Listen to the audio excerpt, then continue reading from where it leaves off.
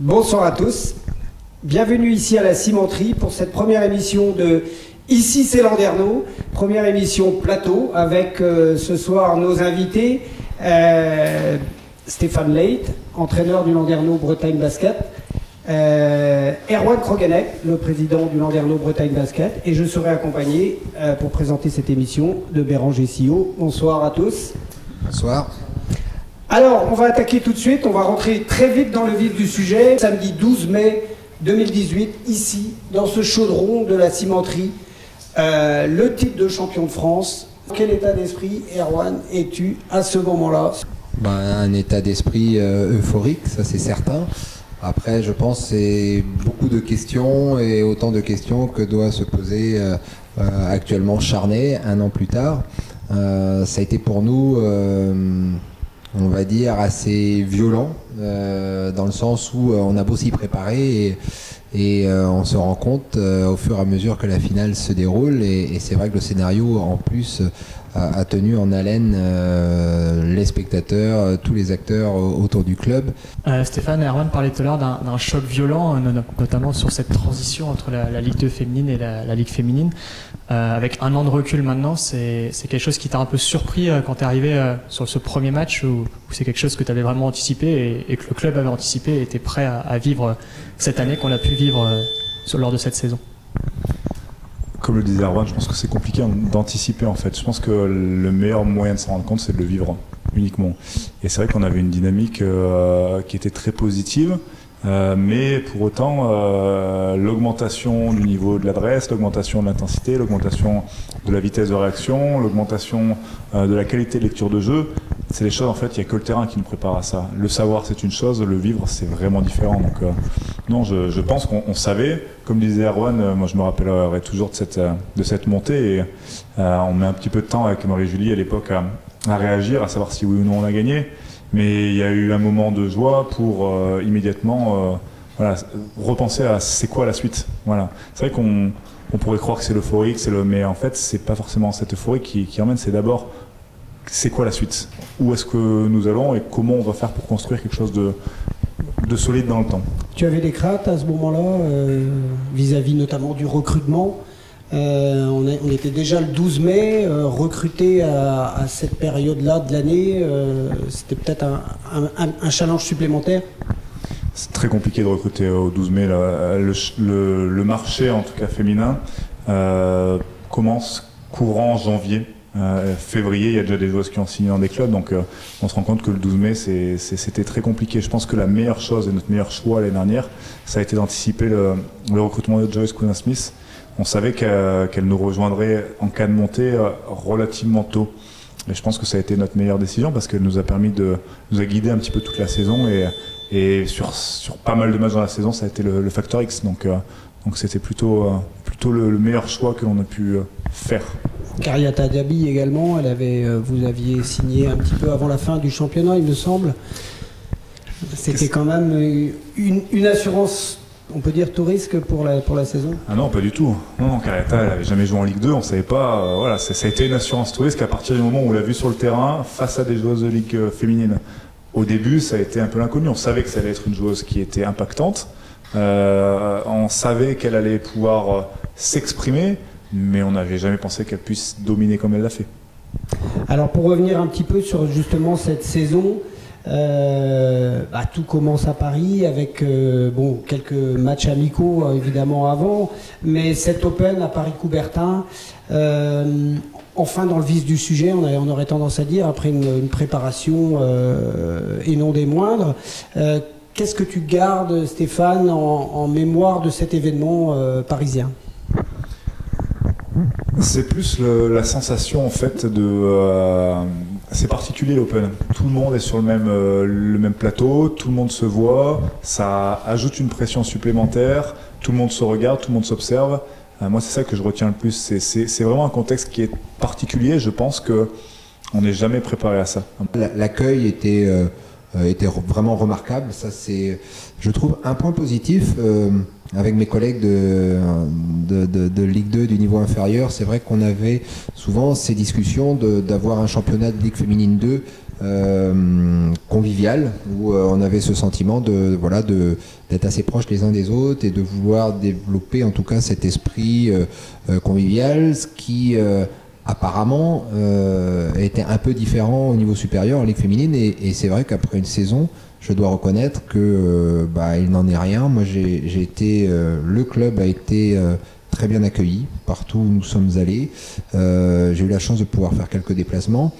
Et c'est vrai que ce soit à Lyon, que ce soit à Nantes, enfin voilà, on a toujours été bien accueillis, et avec même, je pense, une attention particulière de la part de certains présidents et présidentes au niveau de la Fédé. C'est vrai que notamment Philippe Lugnam et Irène Otonov ont fait un boulot énorme. Moi j'ai beaucoup apprécié l'Open, je le découvrais, mais comme le disait Stéphane, c'est une belle machine qui fonctionne bien et qui met vraiment un coup de projecteur sur le sport féminin, et on en a bien besoin. Alors justement, 3 jours après, dans cette belle salle de la cimenterie, 3 jours après l'Open seulement, c'est le match contre Tarbes, le Tarbes de François Gomez, qu'on connaissait un peu. On avait rencontré Tarbes en Ligue 2 féminine, avec déjà une salle comble en semaine, un mardi soir. On se rappellera toujours de ce match, Erwan. N'est-ce pas la clé un petit peu de la réussite de cette saison, cette salle comble, même pour un premier match en semaine ici à la cimenterie? Mais depuis le championnat et depuis le championnat de Ligue 2, c'est vrai que depuis qu'on a rejoint la cimenterie, qui est la salle dans laquelle nous avons la chance de pouvoir évoluer, c'est vrai que pour nous c'est une très belle réussite, et la clé, comme tu disais, la clé de voûte du projet et du club, qui ne se résume pas à une équipe, c'est véritablement l'engouement et puis le fait populaire que justement le club réussit à créer.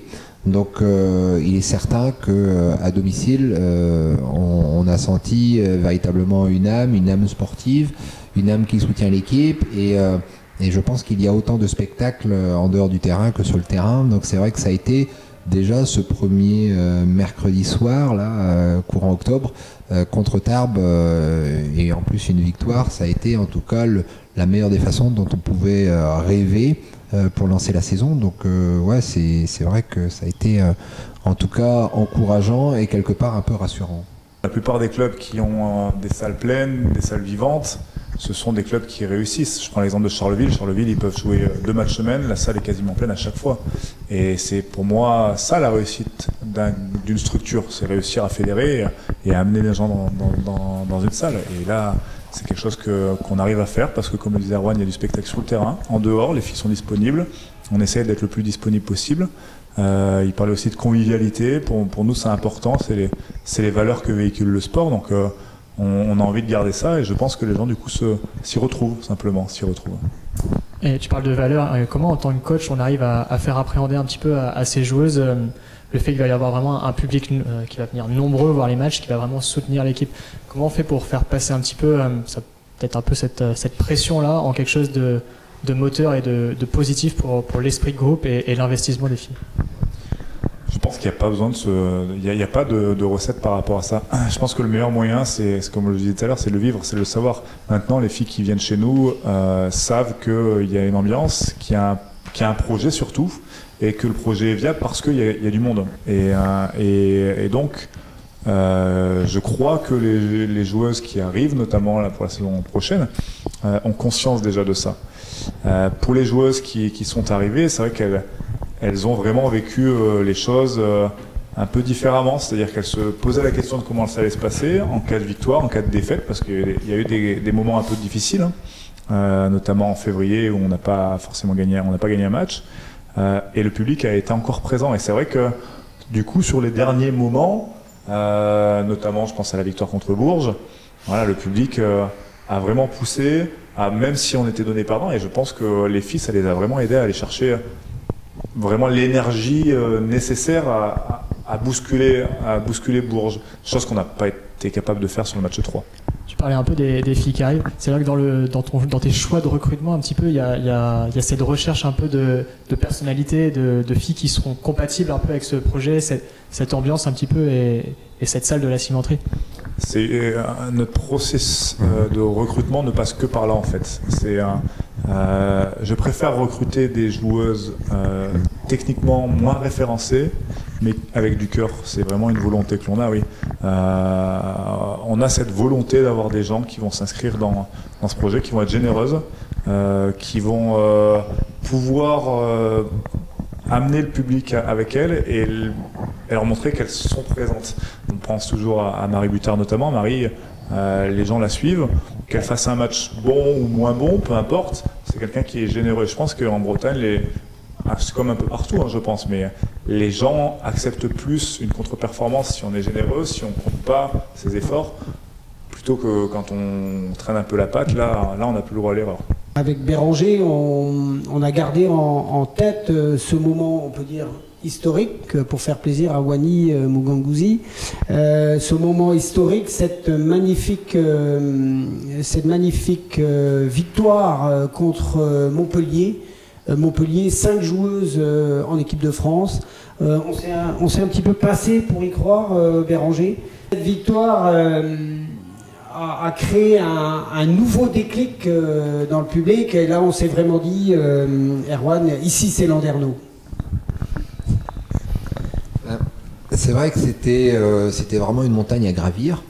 Maintenant, je pense qu'il y a eu la manière, il y a eu aussi dans le timing, c'était l'un des meilleurs moments puisque le public avait déjà vécu Tarbes et on avait eu quelques déplacements difficiles de mémoire. Je crois qu'il y avait eu Bourges et c'est vrai, renouvelé quasiment 1 mois, 3 semaines après ici Montpellier qui avait été présenté et qui était, c'est le cas de le dire, puisqu'ils arrivent quand même finalistes du championnat de France.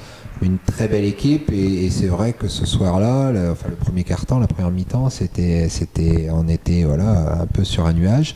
Donc c'est ce qui nous a permis en fait vraiment de gagner, je pense, de capitaliser, de gagner en confiance et puis surtout de réussir à transformer toutes les valeurs positives qu'on avait pu engranger durant notamment la finale et la saison précédente. Donc on confirmait réellement le potentiel et les valeurs qui prenaient forme sur le parquet devant Montpellier. On ne pouvait pas espérer mieux.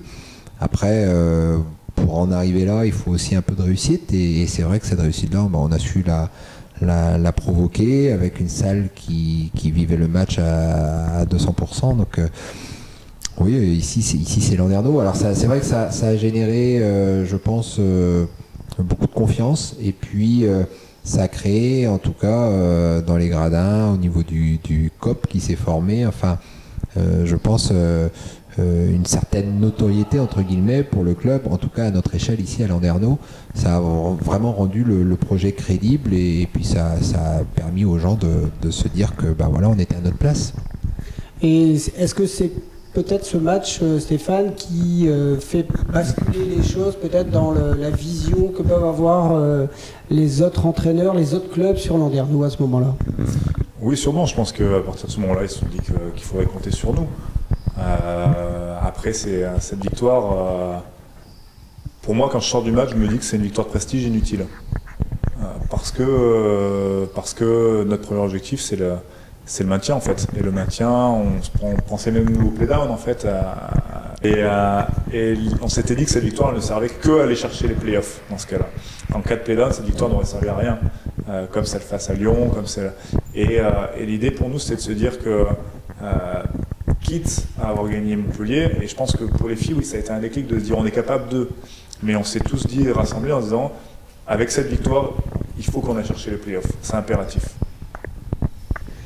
Alors une saison est longue justement, une saison est longue. En fin décembre apparaissent quelques difficultés, notamment le départ de Sheila Cooper, une de nos américaines, l'arrivée de Bria Holmes, la défaite ici à la cimenterie justement contre Nantes. Après début janvier, on craque à nouveau contre Basketland avec une Céline Dumerc qui arrache la victoire à l'expérience. On est vraiment dans le dur à ce moment-là, Stéphane? Oui, on va pas se mentir, on est dans le dur. On fait un choix qui n'est pas qu'un choix basket. Même si Sheila ne montrait pas une ligne de statistiques vraiment énorme, elle apportait défensivement, en tout cas c'était une véritable poste 3. Et je reste persuadé qu'en ayant regardé Sheila, on aurait pu notamment aller chercher Basketland potentiellement ou Nantes. Le ciel s'éclaircit enfin avec l'arrivée de Marissa Coleman. Marissa Coleman est une joueuse vraiment de très haut niveau qui vient remplacer Bria Holmes. Marissa arrive juste avant le match contre le Hainaut. Et donc le déplacement au Hainaut, on la voit évoluer pour la première fois. Et se suivront beaucoup de victoires. Et là, on se dit quand même, justement sur ce match du Hainaut, là on a un plus dans l'équipe. Ce que je disais, il fallait trouver de l'équilibre. Il faut un peu de talent. Hein. On parlait voilà, un peu de talent au niveau ligue féminine, je parle. Voilà. Avoir des joueuses au niveau ligue féminine ne suffit pas. Il faut avoir quelques talents dans une équipe, c'est important. Et je pense que sur les 3-4 premières minutes du match Ueno, elle nous a montré en fait la classe qu'elle pouvait avoir. C'est-à-dire que nous, on était dans une période de doute, voilà. Et elle a permis à l'équipe en fait de reprendre un peu de confiance. Et c'est vrai qu'on fait un match qui est quasiment presque abouti. Il n'y est pas complètement parce qu'il y a ce début de match qui est très compliqué. Mais je pense que ça vient vraiment de son efficacité et de la capacité qu'elle a eu à amener le groupe avec elle. Et à faire jouer les autres, oui, en effet. Là, l'équipe retrouve confiance. On se remet à y croire. Victoire donc contre le Hainaut, victoire contre Charleville, contre Lyon. On parlait, Erwan, un peu play-down quand même, faut pas se leurrer. Et là, on rêve de Coupe d'Europe, d'un seul coup. On rêve de Coupe d'Europe. En fait, les rêves d'aujourd'hui sont nos réalisations de demain. Hein. Donc, on a toujours rêvé en fait à Landerneau. Et c'est vrai que dire qu'on rêve de Coupe d'Europe, non, on calcule puisqu'il y a un règlement, donc on se fie au règlement et on se dit que dans les 6 premières places, voilà, on réfléchit Coupe d'Europe. Et comme on a toujours été à Landerneau avec la volonté d'avoir un coup d'avance et d'imaginer le mieux comme le pire. Bien sûr que ça fait partie du développement du club de se dire qu'il existe des compétitions, la Coupe d'Europe en fait partie. Aujourd'hui, on en est très loin, puisque, comme je vous l'ai dit, c'est un championnat, et Stéphane l'a rappelé, qui est très exigeant, qui est très sélectif. Une petite pensée pour Mondeville, qui a fait 23 ans dans la division et qui aurait même peut-être pu se sauver sur le dernier match. Donc on voit que personne n'est à l'abri. Maintenant, c'est vrai que au mois de février, mars, on reprend des couleurs. Marissa, comme les autres joueuses, se sont aussi remobilisées et ont été aussi un peu plus en réussite. Maintenant, moi je me souviens de ce que disait Stéphane déjà l'année dernière. C'est un championnat qui est très long. Oui, on a battu Lyon, on a battu Montpellier, on peut gagner des matchs au mois de septembre, mais si on n'est pas en forme au mois de mars, avril, c'est très compliqué parce que quand on voit les playdowns cette année, on se rend bien compte que voilà, c'est vraiment un marathon. Et c'est vrai que voilà, on a repris des couleurs, c'est très bien. Et puis c'était, je pense aussi, quelques signaux d'alerte qu'on a pu avoir janvier, février, où on s'est rendu compte que voilà, il fallait vraiment redoubler d'efforts et surtout être constant dans l'effort si on voulait aller jusqu'au bout. Alors un petit moment, une petite parenthèse joyeuse dans ce championnat, c'est le retour de Lyon. Hein, on y était, tu y étais, Erwan, et on rentre à l'aéroport de Guy Pavard. Et là, plus de 100 supporters accueillent l'équipe. Un moment qui restera gravé. C'est l'expression même de la générosité. Je pense que, mais sur la totalité du week-end, je pense que c'est un déplacement qui a été très bien préparé. On a eu la chance de jouer Lyon au bon moment aussi, voilà, qui avait quelques joueuses blessées en fait. Et puis il y a ce retour, c'est vrai, à l'aéroport où ça a été vraiment une très grosse surprise, mais un moment de communion et d'échange qui représente bien en fait l'esprit et ce que nous avons vécu et ce que nous vivons ici au club depuis des années. C'est cette symbiose qui existe entre voilà, les plus jeunes, les moins jeunes, les débutants, les expertes que sont les joueuses de ligue féminine. Et c'est vrai que là, ça a été en tout cas, on va dire, quelque chose de très réconfortant et surtout qui a, je pense, permis aux filles de se rendre compte que ce qu'elles avaient réalisé était quand même quelque chose de grand, donc et que le club continuait à se développer. Donc j'espère qu'il y en aura encore des moments comme cela, parce que c'est vrai que c'est vraiment un carburant qui est vraiment très important, en tout cas pour continuer à performer. Il n'y a que le sport hein, pour faire vivre un peu ces moments-là, et du coup ces 100 supporters, on va dire un petit peu guidés par un meneur. C'est quoi les relations que peuvent avoir les joueuses, l'équipe par exemple, avec on va dire le chef du COP, Steven Ivinek? Je pense que, alors je sais pas comment Stéphane le vit du banc, mais en tout cas ça crée une sacrée dynamique. Alors on n'est pas seul, hein. Moi j'ai beaucoup apprécié, on parlait de Lyon, voilà, de cette énergie positive, et ça galvanise. C'est évident, peu importe de sportif sur le terrain, sur une piste d'athlète, dans une piscine, quand vous sentez derrière vous, ça vous fait frissonner, ça vous donne la chair de poule, et je pense que c'est, alors ça peut avoir des valeurs positives, ça peut parfois aussi inhiber et cristalliser un peu les efforts, mais globalement, on se rend bien compte que aujourd'hui, ça a plus de valeurs positives que de freins. Donc la relation, moi je la trouve très saine, je la trouve très simple. C'est vrai que ce que fait Steven avec toute son équipe, c'est un plus, ça crée une ambiance. Et aujourd'hui, le sport de haut niveau, c'est un spectacle, et ça fait partie, ça fait partie des ingrédients du spectacle. Les plus grands stades de France, que ce soit en foot, que ce soit en rugby, ce sont des stades qui vivent, qui sont chargés d'émotions et qui chantent et qui amènent parfois des néophytes, des gens qui n'ont jamais mis et qui découvrent la cimenterie, de voir cette ferveur, cette ambiance.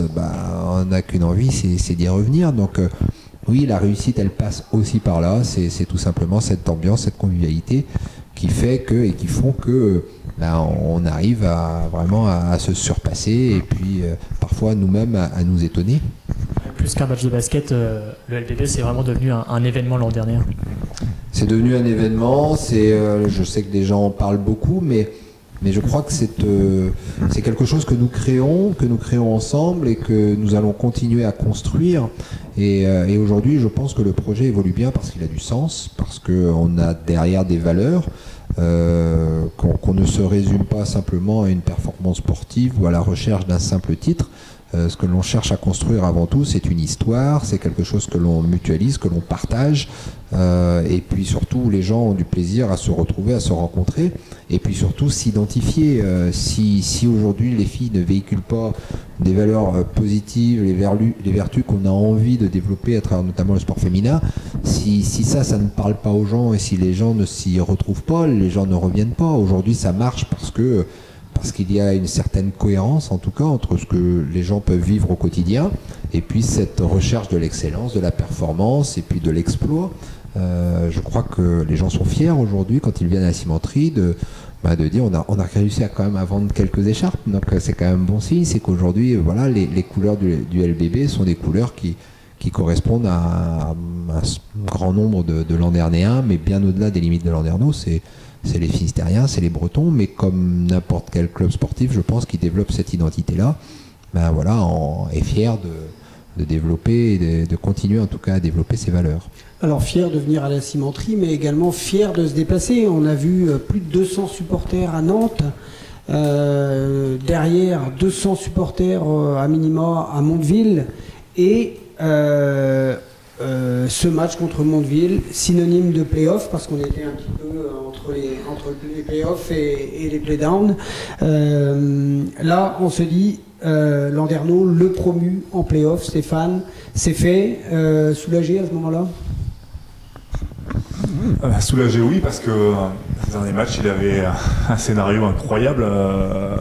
Avant le match, c'est que tout le monde pouvait se retrouver en play-down, quasiment, à part Mondeville qui était déjà, mais c'était Villeneuve qui avait une possibilité d'aller en play-down, chose qu'il s'est passé. Nous, ou la troisième équipe, j'ai oublié, ou Tarbes, exactement. Et avant le match, on se dit qu'est-ce qui va se passer? On essaie de faire des pronostics, on se dit bon, c'est pas possible, celui-ci c'est pas possible, et finalement on s'aperçoit que si on avait perdu, on serait là en play-down et c'était notre scénario qui était le scénario catastrophique. Donc on a eu la bonne idée de gagner ce match. En plus, ce qui fait que c'est un match abouti, c'est que on a pu faire rentrer les 10 joueuses. C'est un match qu'on a su maîtriser. C'était un beau basket. Les filles sont restées vraiment soudées sur ce match-là. Il y a eu des moments de creux, il y a eu des moments un peu plus durs et on est resté soudés. On a fait le dos rond et on a continué à proposer notre basket. Donc ça, c'est le match que l'on va garder en tête. Un final en feu d'artifice avec ce panier à 3 points de Rosette dans les derniers instants du match. Et ça aussi, c'est important, Stéphane, ces joueuses du centre de formation qui jouent, certes très peu, mais qui rentrent sur le terrain et qu'on remercie ainsi de leur investissement et puis du travail qu'elles effectuent toute la saison. C'est très compliqué pour les jeunes joueuses, il faut le savoir, c'est que elles viennent à l'entraînement. Quand on est assez pour s'entraîner, elles s'entraînent moins que les autres. Elles s'entraînent sur le côté, elles s'entraînent en plus. Elles ont un emploi du temps qui est bien plus chargé que les joueuses professionnelles. On leur demande beaucoup d'efforts et c'est vrai que la possibilité de les récompenser, c'est pour nous important. Je pense que pour chaque entraîneur de la division, c'est important. On voit à Lyon, elles jouent énormément. C'est vraiment une dynamique que l'on a envie d'avoir. Pour Rosette, pour parler d'elle, le fait qu'elle soit présélectionnée sur l'équipe de France U20, c'est un succès de la structure, c'est son succès à elle d'abord, mais c'est aussi le succès aussi de l'équipe qui a su l'accompagner toute la saison. C'est une jeune fille qui a su évoluer, que ce soit basket, sur l'aspect basket, mais aussi en dehors du terrain, et de pouvoir lui offrir ne serait-ce que quelques minutes, c'est vrai que pour nous c'était important. Et quand elle score, tout le monde est aux anges. Et donc, 7e du championnat. Donc Landerneau affrontera le 2e. C'est Bourges, le grand Bourges, l'équipe la plus titrée du championnat français. Erwan, vu l'historique du club, est-ce qu'il y a 4-5 ans, tu avais imaginé jouer Bourges en play-off de Ligue féminine? Est-ce que, ne serait-ce que dans tes rêves, parce que je pense que tu rêves souvent en basket, est-ce que tu avais imaginé une seule seconde pouvoir jouer Bourges en quart de finale de play-off? J'avais pas imaginé qu'on les jouerait, mais j'avais par contre bien imaginé qu'on les battrait. Non, sérieusement, c'était... on a eu un peu de chance sur le tirage. Finalement, cette 7e place nous offrait une très belle affiche. Alors, on n'aurait pas non plus été déçus de jouer Montpellier, de jouer Lyon. Mais petit clin d'œil, je pense à Pierre Fossé, qui était l'une des personnes, l'un des présidents avec qui j'ai échangé en tout premier lieu. Dans le Prado, 5000 places, magnifique salle. Landerneau s'incline sans démériter, 91-75 de mémoire. Penses-tu, Stéphane, à ce moment-là, qu'il est possible de pouvoir accrocher Bourges ici à la cimenterie? Je ne sais pas si on se dit qu'il est possible d'accrocher Bourges. Oui, d'accrocher, de se rapprocher. On avait fait tellement d'erreurs, on encaisse 91 points. Sur la basket, on connaît le talent offensif. Je dirais même de l'emporter. Penses-tu qu'il est possible de l'emporter ici à la cimenterie pour le 2e match? Non, pas forcément, on n'y pense pas en fait. C'est vrai que la première chose, c'est on n'a pas été parfait, on a fait beaucoup d'erreurs et on en avait tous conscience. Notamment ce que je disais défensivement. Donc pour nous, la première chose dans les vestiaires, ça a été de se remobiliser en se disant on perd finalement de 16 points, mais on est au contact quand même une bonne partie du match.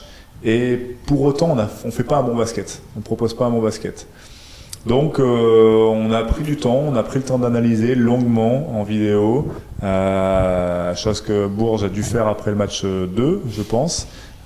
Et on avait envie de proposer en tout cas beaucoup mieux à notre public et beaucoup mieux devant notre public surtout.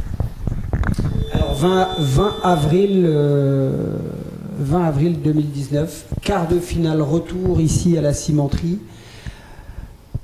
Long week-end de Pâques, on est sur un week-end de 3 jours. Beaucoup de gens avaient déjà prévu des week-ends et pourtant une cimenterie archi pleine. On a l'impression que de voir Bourges à la cimenterie est devenu un petit peu monnaie courante. On est à peine surpris de voir cette grande équipe de Bourges ici à la cimenterie. Alors certainement l'affiche est très porteuse. Maintenant, je pense qu'il faut aussi souligner tout le travail des bénévoles, de l'équipe billetterie, de l'équipe communication, où on se doit d'annoncer le match, de mobiliser les gens, d'éditer les billets, de distribuer les billets, car c'est vrai qu'on n'avait pas anticipé forcément ce match-là. Et c'est vrai que oui, quand on voit la salle se remplir, alors on n'est pas trop inquiet au vu de la saison, mais je pense que là encore, c'est une très forte mobilisation des uns et des autres. Il y a une attente, véritablement une attente aussi. Ce sont des places qui sont parties peut-être en une demi-heure, les places que l'on avait en vente, avec les abonnés plus des partenaires. Donc c'est vrai que ça fait chaud au cœur, c'est plus de 2000 personnes qui assistent au match, on aurait peut-être pu en mettre le double. Voilà, donc notre victoire elle est déjà là. Après, le match se déroule et c'est vrai que les filles se surpassent et comme l'a dit Stéphane, je pense que la préparation, tous les ingrédients étaient encore réunis pour réaliser une belle prestation. 71-67, on croit rêver. On pense qu'on a un petit peu tout vécu en termes d'émotion. On a connu ce titre de champion de France. On a connu la victoire contre Montpellier, ici, inespérée. Et là, l'équipe de Landerneau vient de battre Bourges dans ce quart de finale retour. Stéphane, qu'est-ce qui te passe dans la tête à ce moment-là, juste à cet instant précis, quand le coup de sifflet final retentit? Je pense que c'est plus un sentiment de fierté de la structure, d'avoir réussi ce challenge, comme le disait Erwan, le fait déjà de remplir la salle, le fait que tout soit bien organisé autour, le fait d'avoir été chercher cette victoire, de ne pas avoir fait seulement qu'inquiéter Bourges, mais aussi de le remporter. C'était ce sentiment dans un premier temps, une fierté de la structure. Voilà. Maintenant, le deuxième point, c'est de se dire très rapidement, c'est quelle est la suite, comme sur le titre de l'année d'avant, c'est quelle est la suite. On se dit que clairement c'est Bourges, il va falloir nous retourner au Prado, et en fait la première question qu'on se dit avec Wani, c'est bon, on s'y remet là, c'est la première chose qu'on dit, c'est on s'y remet, on va bosser parce que on savait que là-bas on allait être attendu. C'est une équipe qui n'avait pas forcément joué peut-être son meilleur niveau ici. On avait réussi à les bousculer et on savait que le match 3, c'est elle qui voudrait prendre l'ascendant. Alors, je me rappelle avoir discuté avec toi à la suite de ce match-là. On avait un petit peu discuté. On pensait vraiment avoir trouvé les solutions. C'était le cas puisqu'on avait gagné. Est-ce que tu as des regrets peut-être dans les choix que tu as pu faire sur ce dernier match qui nous coûte notre place un petit peu en demi-finale de Ligue féminine? Non, j'ai pas de regrets sur les choix du tout sur ce match-là. Il y a sûrement une analyse qui est plus poussée que, j'avoue, j'ai pas forcément faite. En général, j'aime bien sur le dernier match de saison prendre un petit peu de temps avant de le regarder. Je pense que c'est un global. On avait une équipe qui a eu du mal à avancer. La plupart des gens qui étaient présentes ont pu vivre ce match-là. Et on avait une équipe de Bourges qui avait vraiment enclenché une vitesse supérieure. Et on n'a pas su suivre. Dès le début du match, on prend un éclat. Après, c'est un match qui est très particulier. J'aime pas m'en plaindre, mais on a essayé de mettre la même intensité que sur le match 2, sauf que peut-être la fatigue, peut-être le fait d'avoir moins de jambes, le fait de ne pas être chez nous, on ne sait pas, mais tout ce qui était volonté d'augmenter l'intensité a été sanctionné par des fautes. Et à chaque fois qu'on essaie de repartir, pour une faute, et finalement, au bout de 4-5 minutes de temps de jeu, on a 5 fautes d'équipe. Ça devient compliqué. Marissa est fautée. Kariata commence à être fautée. Et ça a été toute une spirale très négative, en fait. Plein de faits qui font que le match est devenu très compliqué.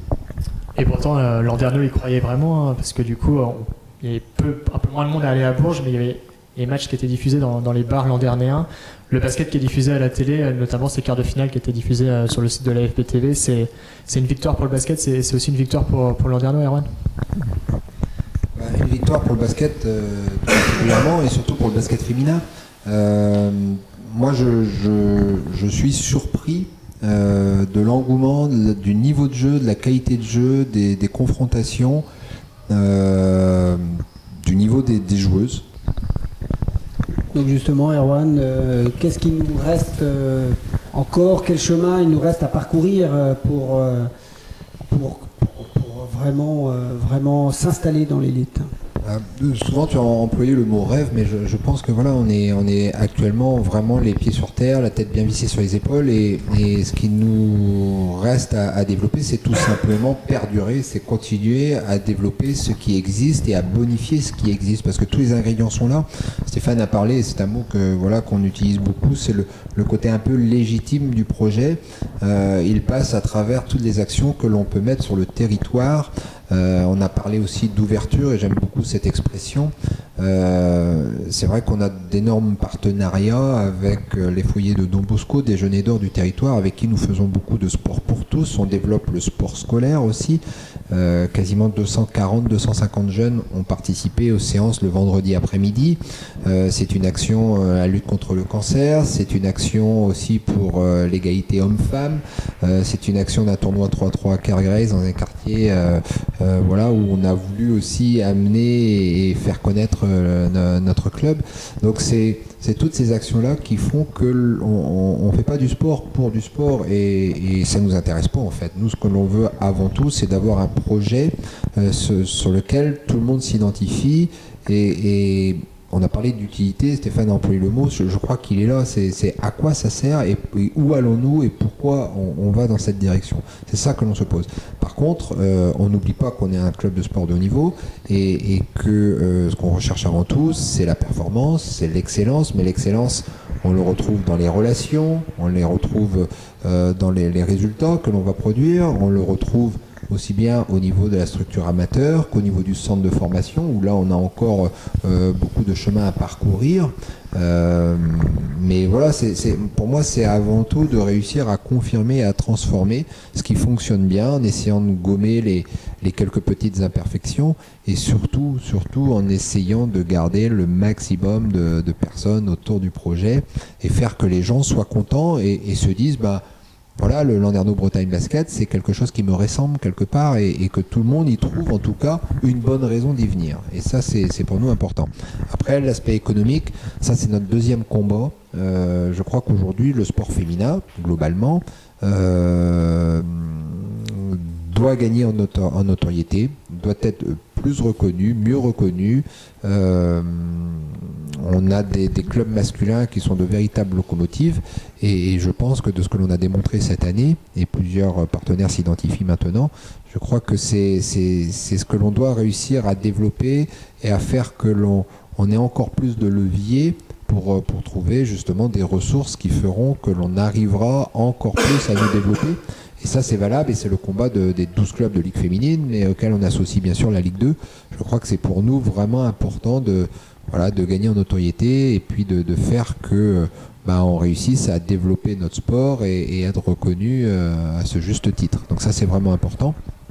Et puis tout le côté économique, c'est la foule appelant la foule. Plus on réussira à faire parler du projet, et faire que les gens sont séduits par ce que l'on fait et ce que l'on est, voilà, on arrivera à rassembler les petits ruisseaux, et faire que le Landerneau Bretagne Basket continue à grandir. Et notre réussite, elle est là, c'est ne pas vouloir aller trop vite, c'est pas à pas, réussir à construire, comme l'a très bien dit Stéphane, c'est quelque chose qu'il faut structurer les bonnes personnes aux bonnes places, et ça, je pense qu'on le fait réellement, et qu'on arrive à garder tout le monde sur le grand bateau qu'est le LBB.